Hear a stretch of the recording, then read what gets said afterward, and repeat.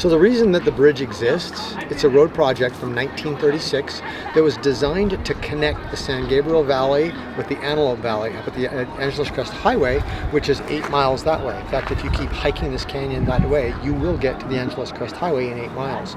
And this was a project during the Depression to get Americans back to work, and one of the things that they did was build all kinds of roads throughout the United States, and this was one of those road projects. The county had come into this canyon, wanted to build a road through here.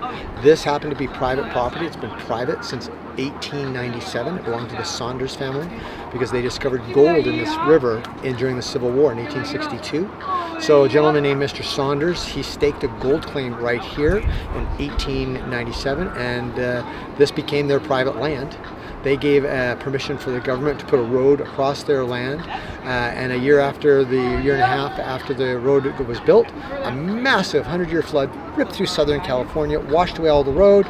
The government decided they weren't going to rebuild the road, and they gave the easement back to the landowner, Mr. Saunders, and they gave him the bridge, and that's how the bridge became privately owned.